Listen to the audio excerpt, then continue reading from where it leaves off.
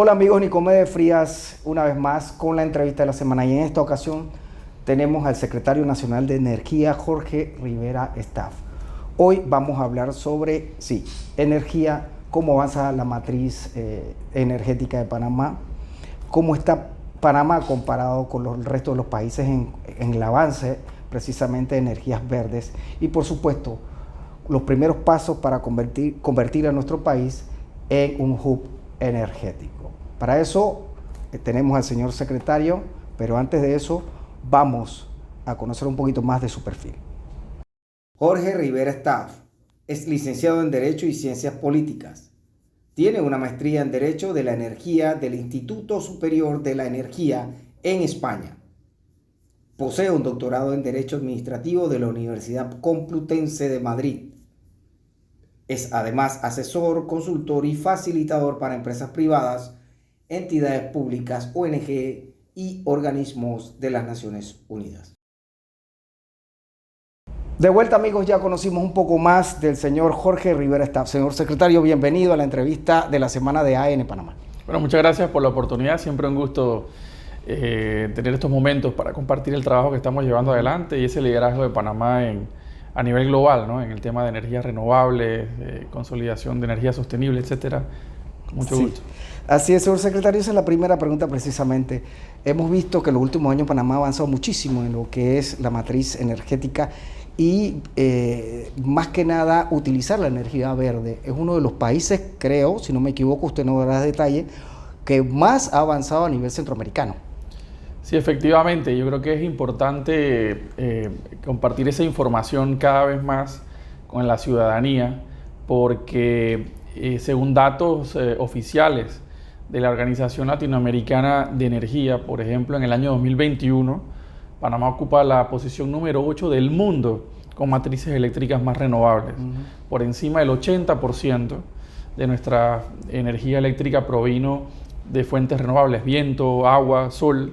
Según los datos preliminares que tenemos para el 2022, que acaba de culminar, pues estaríamos también rondando el 80% de nuestra generación eléctrica provino también de fuentes renovables. Así que vemos ya una tendencia que se está marcando, consolidándose en este rol y es el esfuerzo pues, de mucho trabajo que se ha venido adelantando y el poder fortalecer los instrumentos de política, de regulación, de señales de inversión para poder entonces aumentar ese porcentaje en los próximos años. Señor secretario, ¿qué energía usamos más de las verdes? Mira, históricamente Panamá desde la década de finales del 70, la década del 80, nuestro componente fundamental es energía hidroeléctrica, del agua. ¿Qué porcentaje sería, señor? En los últimos años el promedio histórico normalmente era 65, 70%. De fuentes hidro y en los últimos años bueno, hemos tenido el complemento de las otras renovables, las nuevas como se le dice, ¿no? las sol y viento, que en general están alrededor del 10-11% por año, que nos están aportando cada vez más, sobre todo en los últimos 3 años para acá. ¿Qué porcentaje podríamos, ya nos dijo que cerca del 80 y tanto, pero qué tanto ha crecido Panamá en el proceso de transición energética en su matriz? Mira, yo creo que esa pregunta nos permite también aclarar un punto que normalmente se presta no a confusión, sino que son temas muy técnicos, ¿no? Hay algo que aclarar entonces. Hay que aclarar, mira, la matriz energética de Panamá es la matriz que incluye toda la energía eléctrica que consumimos, pero también hay que incluir toda la otra energía que utilizamos para mover los carros, el transporte terrestre, la industria, la energía que utilizamos para cocinar. No es solo la luz, me quiere decir. No solo la luz, exactamente. Eso es lo que se construye la matriz energética, dentro de la cual la matriz eléctrica es una parte importante. Esa es la que tenemos un 80% de fuentes renovables. Sin embargo, cuando vemos, por ejemplo, los vehículos, la energía que usamos para cocinar o en la industria, ya ahí la película cambia, ¿no? El componente es alrededor de un 70% de toda la energía que utilizamos es proveniente de combustibles fósiles, sobre todo combustibles fósiles además importados. Panamá no produce fósiles de ninguna manera, así que por eso se estableció una agenda de transición energética integral que permita avanzar, seguir avanzando con fuerza como lo hemos hecho en la matriz eléctrica verde, hidroeléctrica, sol, viento, pero también empecemos entonces a ver, bueno, cómo nos movemos a nivel del transporte terrestre, del transporte marítimo, cómo utilizamos las energías para cocinar, en la industria, en el comercio. Entonces también incorporar todo ese proceso a la transición energética, es decir, lo que tenemos hoy en día versus lo que queremos en los próximos 10, 20 o 30 años, ¿no? Precisamente hablando de eso, también hay un plan y una ley más que nada de movilidad eléctrica. ¿Nos puede hablar un poquito más? Porque yo creo que también ayudó muchísimo con el hecho de los automóviles eléctricos, las nuevas tasas de intereses que ya no existen en los carros eléctricos. ¿Nos podía ampliar un poquito más de esto? Sí, mira, esa pregunta me permite conectar con la pregunta anterior, ¿no?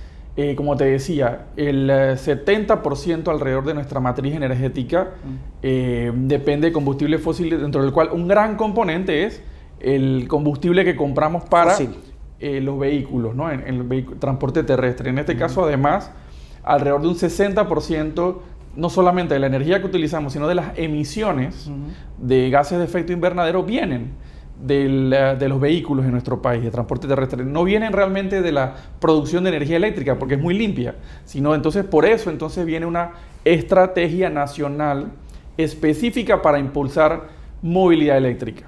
De eso se trata. ¿Qué facilidades le puede dar, por ejemplo, en el caso de los automóviles eléctricos? ¿Qué facilidades da la ley? Efectivamente, ahí identificamos varias acciones, una de las cuales se logró la aprobación de la ley de movilidad eléctrica. En este momento estamos en un momento, esperamos en las próximas semanas tener ya la reglamentación de esa ley, pero también hemos estado trabajando con la banca local, con las entidades de financiamiento, con los distribuidores de vehículos del país, ¿verdad? Con los prestadores de servicio público de transporte, por ejemplo, Mibus, que es el principal operador de transporte público en el país, para hacer ese proceso de migración a movilidad eléctrica de forma gradual, ¿no? No se puede hacer lo que usted me quiere decir, de la noche a la mañana. Sí, comprendo. Usted me quiere decir solamente, no solo los autos va a tener esa transición, también los automóviles públicos, perdón, transporte público. Efectivamente, de eso se trata, y por eso en la estrategia que estábamos comentando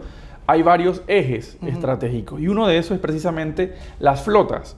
Están las flotas públicas, dentro de las cuales están las flotas de transporte público, pero también están las flotas de las entidades del gobierno, ¿no? Están flotas privadas de grandes empresas que tienen, digamos, flotas de distribución de productos, prestadores de concesionarios, por ejemplo, de transportistas al interior, etcétera. Bueno, hay todo un abordaje para que también aprovechen estas medidas. ¿Cuáles son? Pues fundamentalmente incentivos fiscales en el tema de los aranceles de importación, que están a cero, ¿verdad? Cuando los comparamos con el resto de los vehículos, para fomentar esa oportunidad, el lograr que la banca otorgue mejores condiciones de financiamiento para este tipo de vehículos en cuanto a plazos, en cuanto a intereses, y también, por supuesto, la concienciación de la ciudadanía en estas alternativas. Y por último, un tema importantísimo, que es la infraestructura de recarga. No hay que tener los puntos de carga para poder entonces que los vehículos, pues, reducir lo que se conoce como la ansiedad de la recarga, que en algunos países la persona dice: yo compro el vehículo eléctrico, pero no sé si se me va a descargar en el camino porque no tengo como las gasolineras. Bueno, de eso se trata. Hay toda una estrategia que se está trabajando, y los números que estamos viendo son muy positivos. Te puedo dar muy brevemente. En el año 2021, por ejemplo, se vendieron más vehículos eléctricos en Panamá que todos los vehículos eléctricos vendidos durante todos los años anteriores sumados. Y en el 2022 duplicamos el número del 2021. Ok, bien. Aproximadamente el 2011, 2012 llegó el primer carro eléctrico, según los datos que tenemos, llegó en el año 2013. 2013. Entonces, sumamos del 2013 al 2020, se vendieron una cantidad de vehículos. En el 2021 vendimos solamente en ese año más que todos los años anteriores, ¿no? Y ahora este 2022 se duplicó ese número del 2021. En cuanto a la recarga, señor secretario, también hay cerca de 80, 70... Mira, en la recarga también vamos a un nivel importante, y esto se va a potenciar mucho este año cuando tengamos la reglamentación de la ley sobre esto. Pero te puedo decir, por ejemplo, que en el año 2021 arrancamos con 34 cargadores a nivel nacional. 2021 cerramos con 94 y ya este 2022 cerramos con 164 cargadores a nivel nacional, de los cuales 23 son cargadores ultra rápidos, es decir, podría estar cargando un vehículo casi completamente en términos de 20 o 30 minutos. Excelente. Bien, cambiemos de tema un poquito, señor secretario, porque aquí hay algo interesantísimo.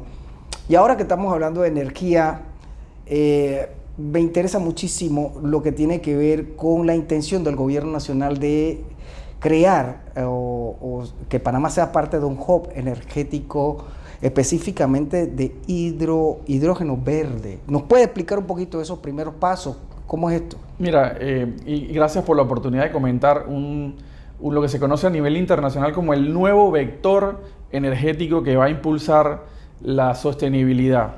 Y le cuento rapidito a quienes nos están observando. El hidrógeno verde se ha convertido en una alternativa para descarbonizar actividades en las cuales electrificar es muy difícil, ¿no? Y voy a hacer el ejemplo de los vehículos. Hoy en día con la tecnología, tener un vehículo eléctrico es bastante económico, bastante técnicamente es viable. Y tú dices, bueno, en vez de tener un vehículo, un carro sedán, un pick-up que consume combustibles fósiles y emite emisiones, puedo tener un carro eléctrico que se carga, por ejemplo, en el caso de Panamá, con electricidad verde. Bueno, hay actividades que no se puede lograr. Hoy en día técnicamente es muy difícil, no es rentable. Industria pesada, transporte pesado, camiones ya de carga pesada. ¿Barcos? Los barcos, aviones, industria del cemento, el acero, etcétera. Y bueno, decían, bueno, la tecnología no nos permite electrificar esas actividades todavía. Entonces ahí es donde llega el hidrógeno. El hidrógeno permite convertirse en un combustible que cumple las mismas funciones, pero esto no emite emisiones. Y ahí es importante también entender por qué verde, porque se le llama el color. Hay hidrógeno verde, hay hidrógeno gris, hay hidrógeno azul. Los colores fundamentalmente es qué cantidad de emisiones tiene en su producción. En el caso del hidrógeno verde, fundamentalmente es un electrolizador, que es una máquina especial que utiliza electricidad para romper una molécula de agua. Rompe la molécula de agua y el producto es hidrógeno y oxígeno, ¿no? Lo importante ahí es que la corriente eléctrica venga de energías limpias.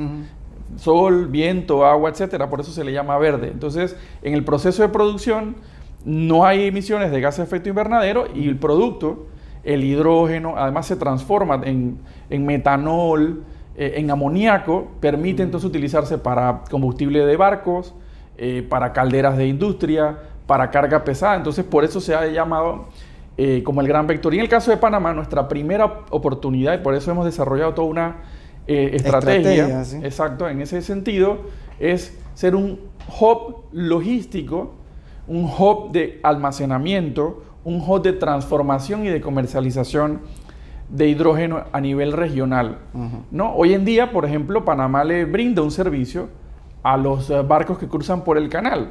Les brinda, uno de los servicios es el bunkering, el combustible.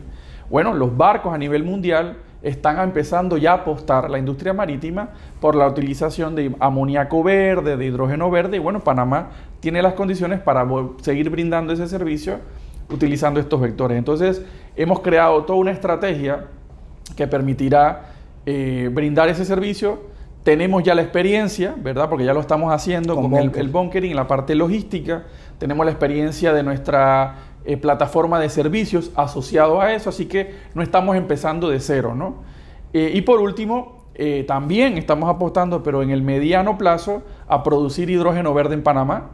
Tenemos una matriz eléctrica muy verde, bueno, tenemos las condiciones también para producir y, ¿por qué no?, también para utilizar hidrógeno, no tanto en la industria, porque Panamá no es un país con una base industrial pesada, sin embargo, se puede utilizar en transporte de carga, que tenemos un transporte de carga importante en la zona libre, los puertos, el tren, etcétera, y, por ejemplo, también la industria del cemento y otras actividades. Así que todo eso está integrado en una estrategia de planificación a corto, mediano y largo plazo. Hasta el momento, ¿qué se ha hecho en este aspecto? Mira, en este momento, durante el año 2022, lo que hemos estado elaborando es la estrategia específica con números concretos, análisis de la factibilidad, en nuestro caso, teniendo en cuenta nuestras realidades.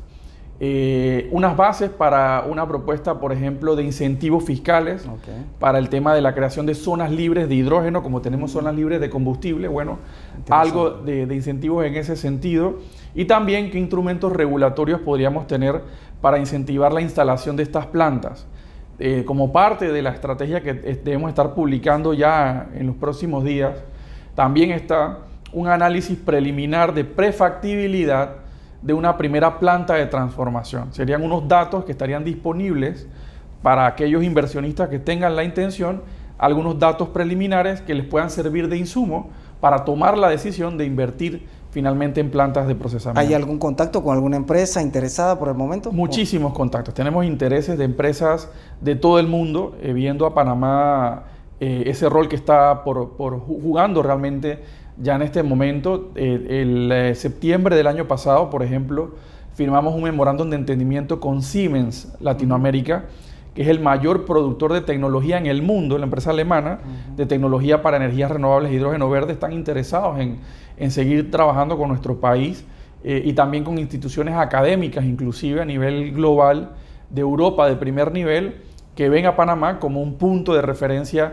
para el resto de América Latina. Como lo hacemos, nuestra posición geográfica la estamos poniendo al servicio de este nuevo mercado. Señor secretario, ¿qué hay de la mano de obra panameña? ¿Estamos listos para eso? ¿Estamos hablando de otro tipo de energía un poquito más moderna? ¿Necesitamos más ingenieros? Por supuesto, necesitamos una base de ingeniería, de ciencias exactas. Tenemos la base, lo que tenemos es que especializarla, ¿no? Porque el hidrógeno, realmente este boom, como podríamos llamarlo, ha florecido en el último año y medio, 2 años. Así que en todo el mundo, todos los países se están preparando para esto, y en el caso nuestro no nos queremos quedar atrás. Como te decía, precisamente estas instituciones académicas a nivel global ven a Panamá con interés para hacer esa capacitación, esa formación adicional, y ojalá durante este 2023, dentro de nuestra estrategia, una de las primeras fases es un diplomado, un primer diplomado en hidrógeno verde enfocado en los actores relevantes que ya hemos identificado en nuestro país, tanto el sector público como privado, para impulsar este hub. Ya hay un comité de trabajo que ha estado trabajando por más de un año, tanto a nivel técnico como a nivel de tomadores de decisiones, que nos permite entonces seguir avanzando, ¿no? La autoridad marítima, el Canal de Panamá, empresas interesadas del sector, así que vemos muy buenas perspectivas. ¿De darse sería 5 o 6 años? Mira, la estrategia tiene objetivos a muy corto plazo, a mediano y a largo plazo. Te puedo hablar a largo plazo, al año 2040, estamos haciendo inclusive proyecciones, pero ya estamos hablando del 2023. Pudiéramos tener 2023-2024, podríamos estar ya hablando digamos, la prefactibilidad que te hablaba este estudio, y cerrando el interés con la parte regulatoria, los incentivos. Tal vez a finales de este año o el próximo año pudiéramos estar viendo ya los primeros inversiones en concreto en la creación de estas zonas libres o de plantas de procesamiento. Muchas gracias. Última pregunta, señor secretario.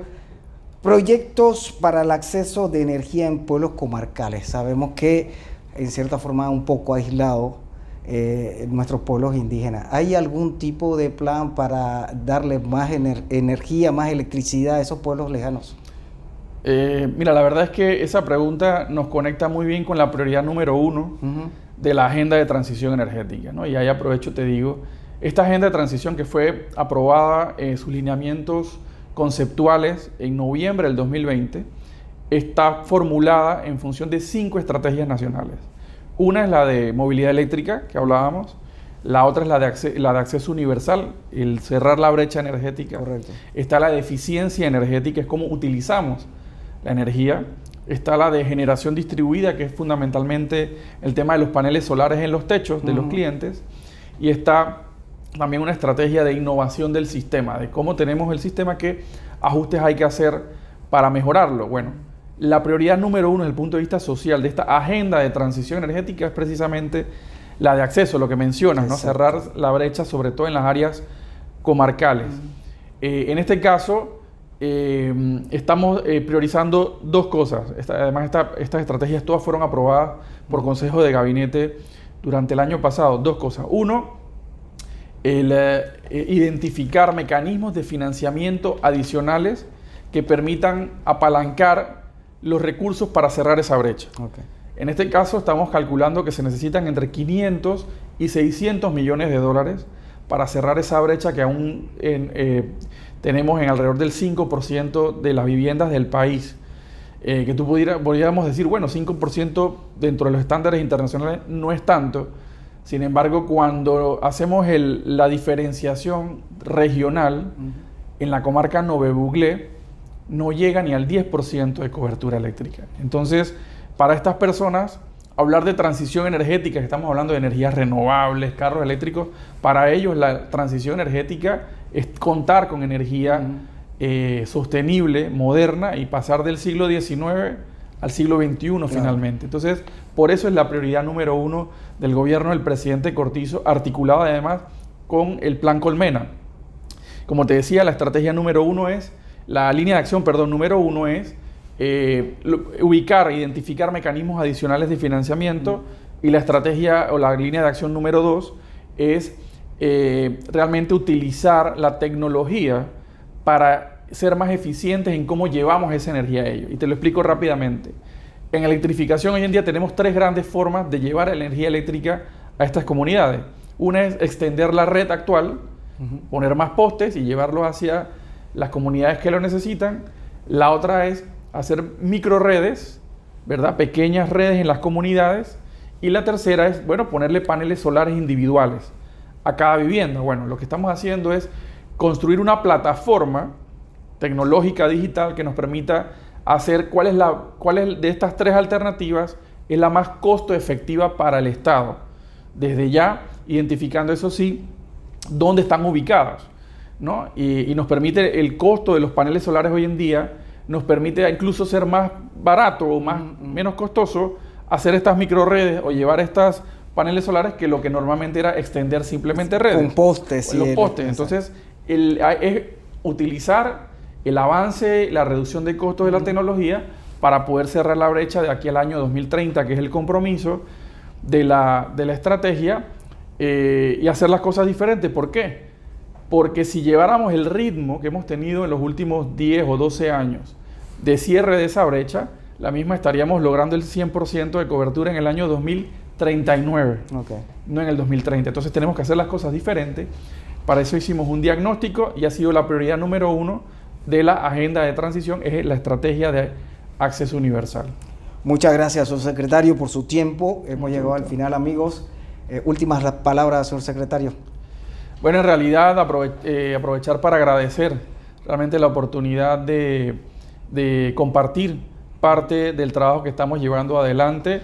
Los resultados que hemos tenido en los últimos años nos permiten consolidar ese trabajo que estamos llevando adelante, y durante el 2023 y 2024 lo que queremos realmente es consolidar ese trabajo, dar más resultados y hacer los ajustes regulatorios y operativos que permitan entonces ya tener esta agenda de transición energética, y además que la aproveche la mayor cantidad de los ciudadanos, que es al final para quienes estamos haciendo todo este trabajo, ¿no? Así es.